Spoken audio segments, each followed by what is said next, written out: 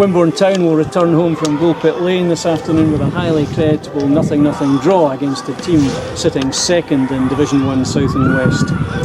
With the games coming thick and fast at the moment, this was Wimborne's fourth game in 8 days.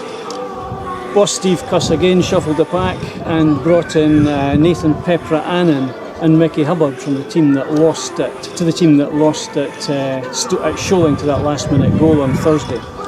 Sean Bryan and John Blake dropped to the bench, and they were joined by a surprise in the form of Tom Jeffs, who answered the call and extended his time at Wimborne one more time. On a beautiful day here in Hungerford and on a very, very good pitch for this time of year, the game kicked off in front of a very disappointing crowd. In the second minute, Wimborne had possibly what was their best chance of the whole game when Billy Maybury was played in, and his shot from 16 yards was smothered by the keeper. It'd be fair to say that in the first half Hungerford probably just had the balance of play, but the only chance they created really was late on when a good through ball released their left winger, and he fired in a shot and goal, but Jason Harville was equal to the task. So 0-0 at half time.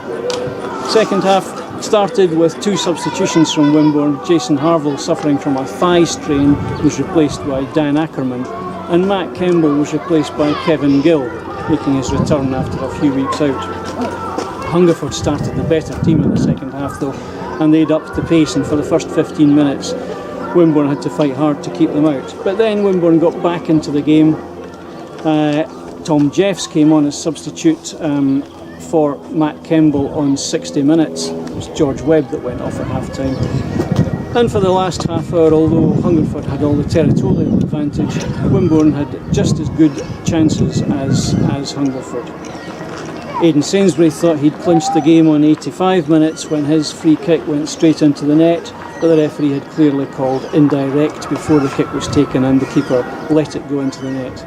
But Wimborne finished the game fairly comfortably despite a lot of pressure from Hungerford. Full marks to the Wimborne defence, who I thought were immense today. Aidan Sainsbury had his best game for a while. Tom Jeffs looked sharp when he came on, and Steve Smith ran his heart out. A good performance by Wimborne, and there's no let up now because we've got another game on Tuesday, and it's the big one at Hamworthy, Dorset Senior Cup final against Poole Town. We hope to see you there. I've got Steve Cuss with me now after today's 0-0 draw at Hungerford. Steve, you must be very, very proud of your players after that performance. Yeah, I've just said that to the players in there. You know, sometimes I said you drive me mad as players, and you know they're great to watch at times, and we've been disappointing. But I've got to say, you know, today was a real gutsy performance. You know, the fixture list hasn't been kind to us, having to go to Sholing on a Thursday and Hungerford on a Sunday, and there were some tired bodies out there, but they really dug deep today, and I was so proud of all of them. I thought they all worked their socks off, and we got something out of it that we deserved.